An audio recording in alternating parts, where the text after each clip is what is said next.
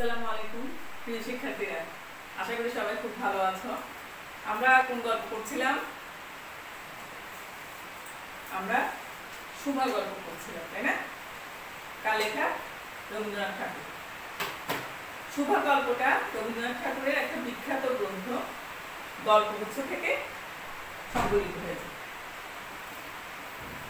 আমরা কতটুকু পড়েছি, আজকে বাকি অংশটা পড়ব। শুভা বাক প্রতিবন্ধী, কথা বলতে পারে না জন্ম থেকে, যদিও তার নাম সুভাষিনী। সুভাষিনী মানে যে সুন্দর করে কথা বলতে পারে। জন্ম সময় তো আর জানতো না যে সে বোবা হবে। তো আমরা দেখতে পাচ্ছি তাকে আসলে পরিবারের মধ্যে কেউ ভালোবাসে না। তার বাবা কিছুটা ভালোবাসে, মা তাকে একেবারেই ভালোবাসে না। তারপর তার কোনো বন্ধু বান্ধব নাই, তার সাথে কেউ মেশে না।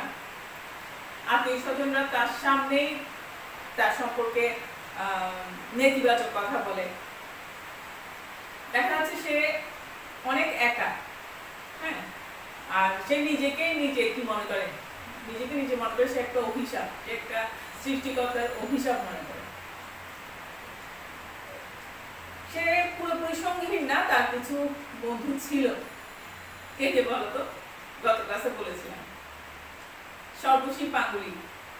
সর্বশী পাঙ্গুলিকে গাভী, গোয়ালের গাভী, তাছাড়া বিড়াল ছানা ছিল, একটা ছাগল ছিল না। এছাড়া প্রকৃতিও তার একটা বন্ধু, প্রকৃতির কাছে আসে, সে একটু শান্তি পায়। গত ক্লাসে যেখানে শেষ করেছিলাম, উন্নত শ্রেণীর প্রাণীর মধ্যে আরেকজন বন্ধু জুটেছিল।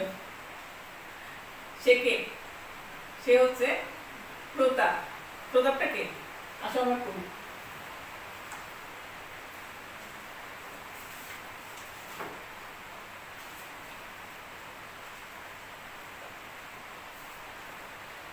গোসাইদের ছোট ছেলেটি, তার নাম প্রতাপ। লোকটি নিতান্ত অকর্মণ্য। সে যে কাজকর্ম করিয়া সংসারের উন্নতি করিতে যত্ন করিবে, বহু চেষ্টার পর বাপ মা সে আশা ত্যাগ করিয়াছে। অকর্মণ্য লোকের একটা সুবিধা এই যে আত্মীয় লোকেরা তাহাদের উপর বিরক্ত হয় বটে, কিন্তু প্রায় তাহারা নিঃসম্পর্ক লোকদের প্রিয় পাত্র হয়। কারণ কোনো কার্যে আবদ্ধ না থাকাতে তাহারা সরকারি সম্পত্তি হইয়া দাঁড়ায়। শহরে যেমন এক আধটা গৃহ সম্পর্কহীন সরকারি বাগান থাকা আবশ্যক, তেমনি গ্রামে দু চারিটি অকর্মণ্য সরকারি লোক থাকা বিশেষ প্রয়োজন। কাজে কর্মে আমোদে অবসরে যেখানে একটা লোক কম পড়ে, সেখানে তাহাদিগকে হাতের কাছে পাওয়া যায়। কি বলছেন? প্রতাপ এই লোকটা বা ছেলেটা হচ্ছে একেবারে অকর্মণ্য। তার বাবা মা অনেক চেষ্টার পরে এই আশা ছেড়ে দিয়েছে যে সে আসলে কোনো কাজকর্ম করতে পারবে। তো এখানে লেখক একটু উপহাস করে বলেছেন, একটু মজা করে বলেছেন যে এরকম অকর্মণ্য লোক গ্রামে গ্রামে কিছুটা থাকা দরকার। যেমন কিছু বাড়ি আছে না, যেটা আসলে কারো সম্পত্তি না, এই টাইপের কিছু ভাঙা বাড়ি টাড়ি থাকে না, এই টাইপের লোকও থাকা দরকার। কেন? কারণ যেহেতু এদের কোনো কাজ নাই, সুতরাং অন্য লোকের কাজে আসে। হ্যাঁ, অন্য লোকের কোনো, মনে করো কোনো অনুষ্ঠানে, কোনো বিপদে আপদে তাদেরকে হাতের কাছে পাওয়া যায়। অন্য লোকেরা তো নিজেদের কাজে ব্যস্ত থাকে, নিজেদের চাকরি, কেউ চাকরি নিয়ে ব্যস্ত থাকে, কেউ পড়াশোনা নিয়ে ব্যস্ত থাকে, কেউ ব্যবসা নিয়ে ব্যস্ত থাকে। তাদের যেহেতু কোনো কাজ নাই, তাদের হাতের কাছে পাওয়া যায়। অনেক সময় দেখা যায় তাদের দিয়ে বাইরের লোকরা কাজ করিয়ে নিচ্ছে। ঘরের লোকরা বলে যে ঘরের খেয়ে বনের মোস্তার আছে, এরকম আর কি। প্রতাপের প্রধান শখ ছিপ ফেলিয়া মাছ ধরা। এটা প্রায় সময় পরীক্ষায় আসে। প্রতাপের প্রধান শখ কি ছিল? এছাড়া নৈতিক প্রশ্নে আসে যে ছিপ ফেলে মাছ ধরা কার শখ ছিল। ইহাতে অনেক সময় সহজে কাটানো যায়, ও তো সময়ের অভাব নেই, তো অফুরন্ত সময়। অপরাহ্নে নদী তীরে ইহাকে প্রায় এই কাজে নিযুক্ত দেখা যাইত, এবং এই উপলক্ষে সুভার সহিত তাহার প্রায় সাক্ষাৎ হইত। যে কোনো কাজে নিযুক্ত থাকুক, একটা সঙ্গী পাইলে প্রতাপ থাকে ভালো। মাছ ধরার সময় বাক্যহীন সঙ্গী সর্বাপেক্ষা শ্রেষ্ঠ, এই জন্য প্রতাপ সুভার মর্যাদা বুঝিত। মাছ ধরার সময় বেশি কথা বললে সমস্যা আছে, চুপচাপ থাকলে ভালো। সেই জন্য শুভার সঙ্গী হিসেবে ভালোই ছিল মাছ ধরার সময়, কারণ শুভা তো কথাই বলতে পারে না, তাই না? এই জন্য সকলেই শুভাকে সু বলিত। প্রথম আরেকটু অতিরিক্ত আদর সংযোগ করিয়া শুভাকে সু বলিয়া ডাকিত। শুভা তেঁতুল তলায় বসিয়া থাকিত এবং প্রতাপ অনতি দূরে ছিপ ফেলিয়া জলের দিকে চাহিয়া থাকিত। প্রতাপের জন্য একটি করে পান বরাদ্দ ছিল, শুভা তাহা নিজে সাজিয়া আনিত এবং বোধ করি অনেকক্ষণ বসিয়া বসিয়া চাহিয়া ইচ্ছা করিত প্রতাপের কোনো একটা বিশেষ সাহায্য করিতে, কোনো একটা কাজে লাগিতে, কোনো মতে জানাইয়া দিতে যে এই পৃথিবীতে সেও একজন কম প্রয়োজনীয় লোক নহে। এই শুভা আমরা আগে ক্লাসে দেখেছি বা তোমরা পড়েছো তোমাদের বইতে। শুভা কিন্তু কারো কাছেই গুরুত্ব পেত না, সবাই তাকে অবহেলা করত, তাই না? তার মাও তাকে ভালোবাসত না। সেই শুভা প্রতাপের কাছে একটু বার্তা পেত, প্রতাপ তো অকর্মণ্য, প্রতাপের তো খেতে কোনো কাজ নেই, তো সে প্রতাপের জন্য প্রতিদিন পান নিয়ে আসতো এবং চিন্তা করতো প্রতাপের যদি একটু কোনো কাজে লাগতো, সে যদি একটু জানাতে পারতো সেও কম প্রয়োজনীয় লোক নয়। হ্যাঁ, কারো যদি সে কোনো একটু কাজে লাগতো, তাকে তো কেউই কাজের মনে করে না, সবাই তো মনে করে সে একটা অভিশাপ, সে তাকে দিয়ে কিছুই হবে না।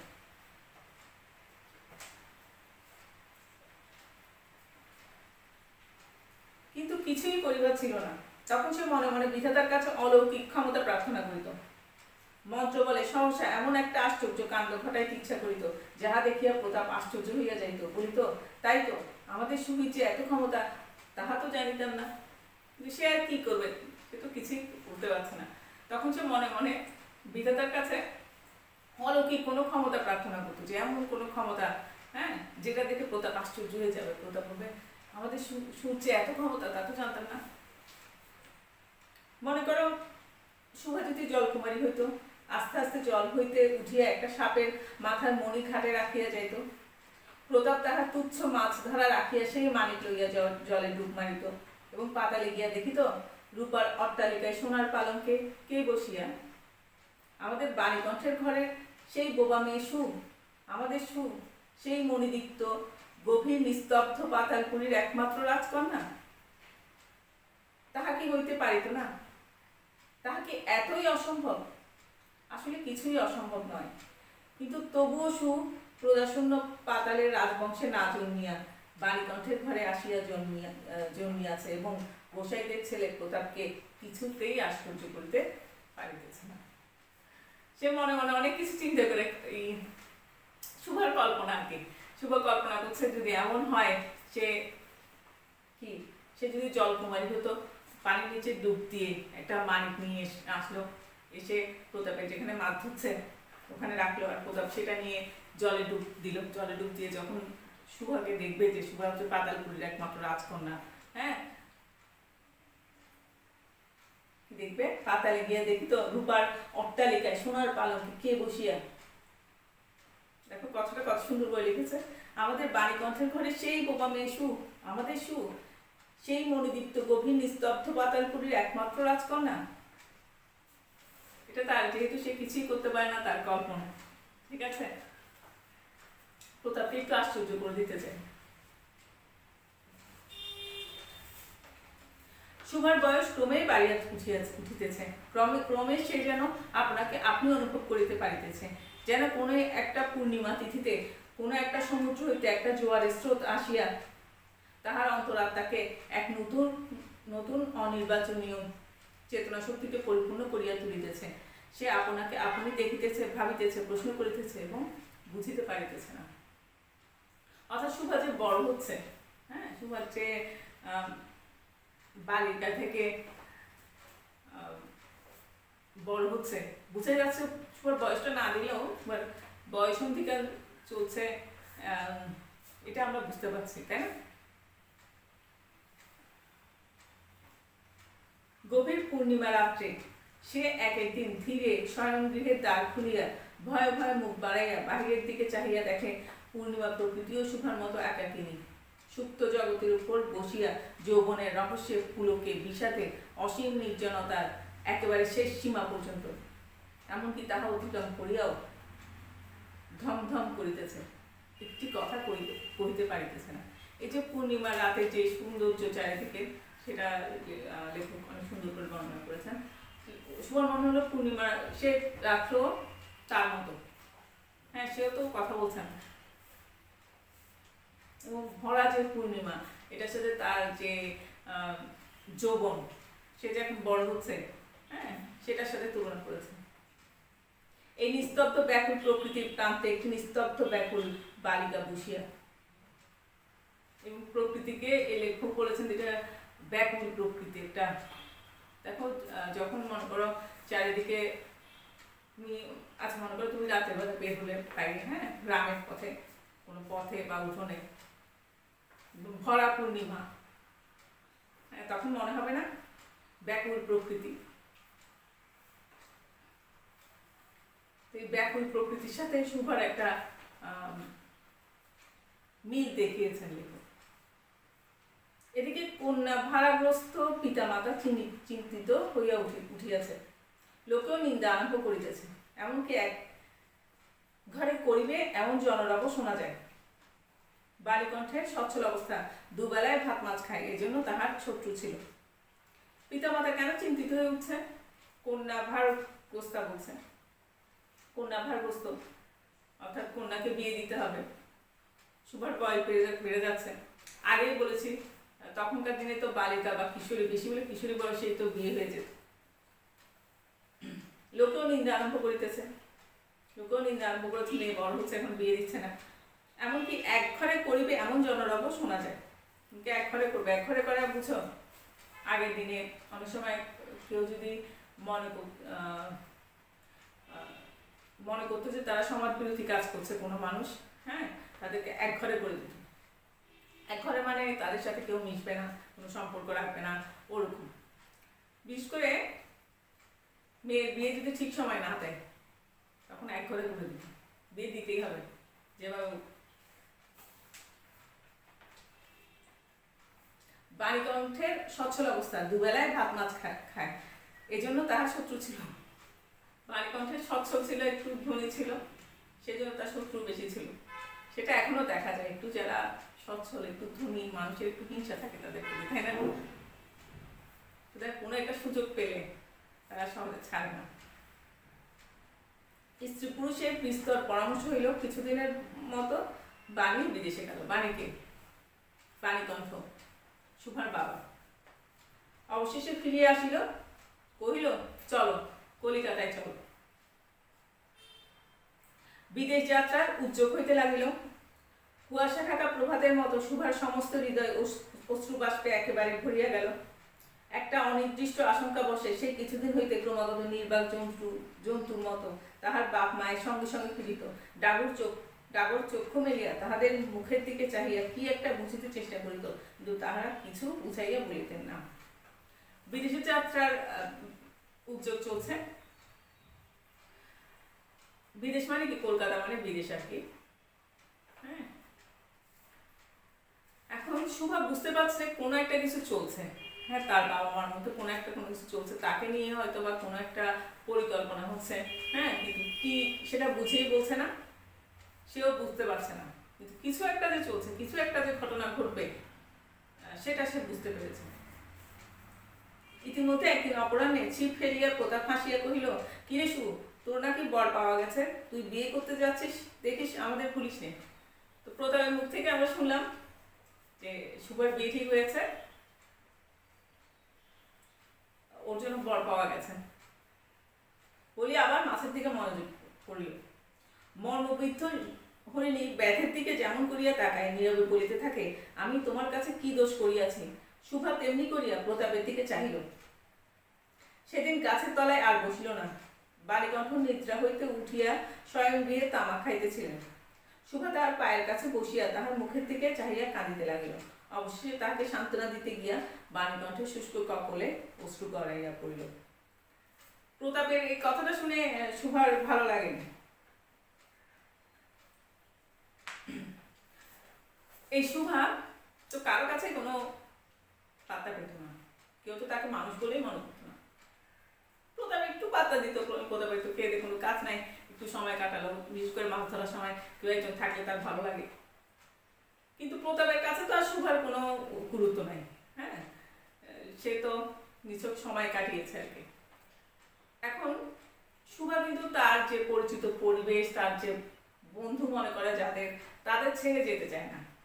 হ্যাঁ, সেও চায় যে তারাও তাকে ধরে রাখে, তাদের তো সেটা বলার মতো ক্ষমতা নেই। তার বন্ধুকে, তার বন্ধু হচ্ছে প্রকৃতি, তার বন্ধু হচ্ছে গাভী, দুইটা গাভী, বিড়াল ছানা, ছাগল, এদের তো সেটা বলার ক্ষমতা নেই যে তুমি যেও না, বা তাকে জোর করে আটকে রাখার তো সেই ক্ষমতা নেই।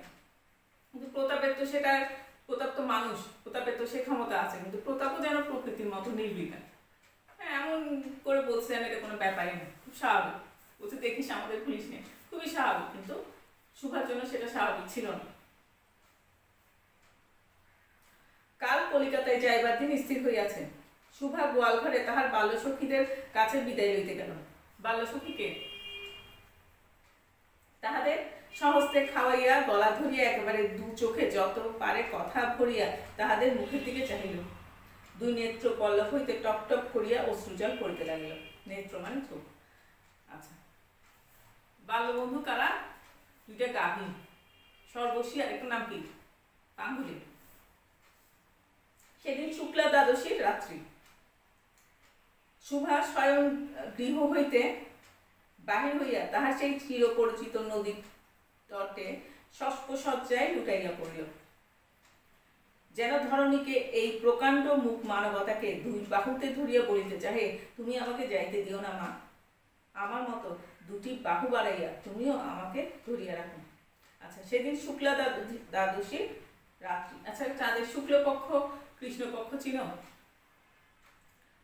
শুক্লপক্ষ হচ্ছে মনে করো অমাবস্যার পর চাঁদ উঠে আস্তে আস্তে যেটা বড় হয়, হ্যাঁ, বড় হতে হতে যে পূর্ণিমার দিকে যায় সেটা হচ্ছে শুক্লপক্ষ। আবার পূর্ণিমা থেকে আস্তে আস্তে কমে কমে কমে কমে একদম চিকন হয়ে যায় অমাবস্যার দিকে যায়, সেটা হচ্ছে কৃষ্ণপক্ষ। আচ্ছা, সুভাষ স্বয়ং গৃহ হইতে বাহির হইয়া তাহার যে চিরপরিচিত নদীর তটে শস্পসজ্জায় লুটাইয়া পড়িল। শস্পসজ্জায় কি?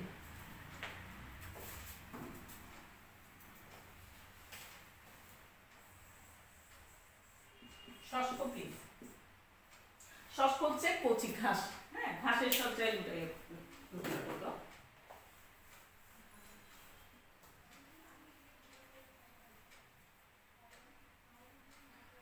তারপর কি বলছে? যেন ধরণীকে মানে পৃথিবীকে এই প্রকাণ্ড মুখ মানবতাকে দুই বাহুতে ধরিয়া বলিতে চাহে, তুমি আমাকে যাইতে দিও না মা, আমার মতো দুই বাহু বাড়াইয়া তুমিও আমাকে ধরিয়া রাখো।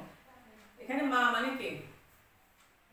মা মানে প্রকৃতিকে বলছে, হ্যাঁ, তার পরিচিত প্রকৃতি, তাকে বলছে যে আমি যেমন তোমাকে ছাড়তে চাই না, তুমিও আমাকে আঁকড়ে ধরে রাখো, আমাকে যেতে দিও না। এখানে এটা শেষ, এখানে লিখেছে সংক্ষিপ্ত, তবে মূল গল্পটা এখানে শেষ না, এখানে কিন্তু আরো আছে। মানে তারা এটা একটু পরে অনেকের মনে তো আগ্রহ জন্মায় যে তারপর কি হলো, কলকাতায় গেল কিনা, তার বিয়ে হলো কিনা। হ্যাঁ, কলকাতায় গেছে তারা, তার বিয়েও হয়েছে, এবং বিয়ে হয়েছে সে যে বোবা সেটা লুকিয়ে, এবং সেটা তো লুকিয়ে বিয়ে তো দিতেই পারে, কিন্তু সেটা কি আর বেশি দিন লুকানো সম্ভব? সেটা তো কয়েকদিনের মধ্যেই জেনে ফেলবে যে সে বোকা। তারপর কি হলো এখানে বিস্তারিত লেখে শেষে যে কথাটা লিখেছে সেটা হচ্ছে তার স্বামী আবার বিয়ে করতে যাচ্ছে, এবং এবার ভালোভাবে পরীক্ষা করে বিয়ে করেছে। সে তো কথা বলতে পারে কিনা, কানে শুনে কিনা, এগুলো ভালো করে পরীক্ষা করে বিয়ে করেছে। কিন্তু শুভার কি হলো এটা এখানে বিস্তারিত ভাবে আমি গত ক্লাসে যেটা বলেছি, ছোট গল্পের একটা বৈশিষ্ট্য হচ্ছে শেষ হয়েও হইল না শেষ। ঠিক আছে, ছোট গল্পে একটা অতৃপ্তি থেকে যাবে, সুতরাং শুভার কি হলো সেটা তো আসলে একটা অতৃপ্তি তো থেকেই যায়। তো গল্পটা পড়ে কেমন লেগেছে তোমাদের? এই যে শুভার যে এত কষ্ট, সেটা কি তার পাওনা? সে যে কথা বলতে পারে না, সেটা কি তার দোষ? আর কথা বলতে না পারলে কি মানুষ কোনো কিছু করতে পারে না? সেটা তো আসলে তার দোষ না। হ্যাঁ, কিন্তু কথা বলতে না পারলে মানুষ অনেক কিছু করতে পারে। এখানে দেখতে পাচ্ছি যে তাকে কিন্তু একটা খুবই জ্বালা যন্ত্রণার মধ্যে যেতে হয়েছে, তাই না? সে সেখানে দেখা যাচ্ছে পরিবারে তার মাও তাকে ভালোবাসে না, তাকে তাকে দেখলে লজ্জা পায়, মনে করে সে একটা লজ্জার কারণ তার জন্য। লোকজন কেউই তাকে পাত্তা দেয় না, তার সমবয়সীরা তাকে ভয়ই পায়। হ্যাঁ, কারো কাছে তার তেমন কোনো গুরুত্ব নেই। এটা তো আমরা দেখলাম, প্রথমে দেখলাম, পরে যেভাবে তার তার বিয়েটা হলো, এরপরে জীবনও কি তার ভালো হবে, কেমন হবে সেটা তো লেখা নেই। একটু করে লিখেছিল যে সে তার ব্যথাগুলো আর কারো কাছে বলতে পারছে না। আগে তো তাও সে প্রকৃতির কাছে গিয়ে একটা সান্ত্বনা পেত, তার চেনা জানা পরিবেশ ছিল, তার কিছু বন্ধু ছিল, বন্ধু মানে কি গাভীরা ছিল, তাদের কাছে যে দুঃখটাকে একটু কমতো, মনে হতো তারাও তাকে সান্ত্বনা দিচ্ছে। কিন্তু এখানে এক বিধাতা ছাড়া, এক সৃষ্টিকর্তা ছাড়া কারো কাছে কিছু বলার মতো কোনো স্থান নাই। সুভার আসলে এমন হওয়া, এমন পরিণতি হওয়াটা কি উচিত ছিল না। আবার কি করার ছিল, তুমি এই সময় প্রেক্ষিতে বললেও আবার হবে না, তাই না? কোন সময় এটা দেখতে হবে। গত ক্লাসে যেটা বলেছি, এটা আজকে থেকে 129 বছর আগেকার লেখা। তখনকার সমাজেও আসলে বাক প্রতিবন্ধী একটা মেয়ের তেমন কিছু করা ছিল না। এখানে একটা সুস্থ মেয়েই অনেক সময় বাবা মার জন্য বোঝা হয়ে দাঁড়াতো, তাই না? আচ্ছা, তো এই তোমাদের এই শুভ গল্প থেকে যখন প্রশ্ন আসে, সৃজনশীল প্রশ্ন, তখন দেখা যায় যে অন্য কোনো প্রতিবন্ধী, বা গত ক্লাসেই তো বললাম ঠিক প্রতিবন্ধী তো বলা উচিত না, বিশেষ চাহিদা সম্পন্ন, বা বিশেষ চাহিদা সম্পন্নটাও আজকাল শুনতে ভালো শোনায় না। একটা জায়গায় পড়েছিলেন, এরকম লিখেছে অন্যভাবে সক্ষম। তো এরকম যাদের কোনো সমস্যা আছে শারীরিকভাবে, মানসিকভাবে, এরকম কোনো একটা উদাহরণ দেয় উদ্দীপকে। যেমন এখানে শুভা কথা বলতে পারে না, তো আরেকটা কোনো উদাহরণ দিল যে হয়তো চোখে দেখে না বা মানসিক প্রতিবন্ধী এরকম হতে পারে, বা তার হাঁটতে পারে না বা 2 হাত নাই, এই টাইপের কোনো একটা প্রতিবন্ধী বলি আমি বোঝার সুবিধার জন্য, তোমাদের উদ্দীপকের উদাহরণ হিসেবে আসতে পারে। হ্যাঁ, এর সাথে হয়তো শুভা গল্পের মিল অমিল, মিলামি মানে কি, সাদৃশ্য বৈসাদৃশ্য আর কি, সেটা দেখাতে বলতে পারে। প্রশ্নগুলো এই অধ্যায় থেকে প্রশ্ন আসতে সাধারণত এরকমই হয়। আর একটা কাজ দিই তোমাদের বইতে একটা কবিতা আছে, কবিতার নাম হচ্ছে অন্ধবধূ। একসময় সিলেবাসে ছিল, সিলেবাসে এখন না, হ্যাঁ বইতে আছে, এটা একটু পড়ুন, ঠিক আছে? অন্ধবধূরও কষ্টটা তোমরা বুঝতে পারবে। এখানে যেমন সুখার যে কষ্ট, সে চোখে দেখতে পারে, সে কি কথা বলতে পারে না, অন্ধবধূ তার কষ্টটা হচ্ছে সে কি চোখে দেখতে পায় না। এটা পড়তে বলছি কারণ এখান থেকেও উদ্দীপক আসতে পারে পরীক্ষায়। তো সবাই ভালো থেকো, আজকে এই পর্যন্ত থাক।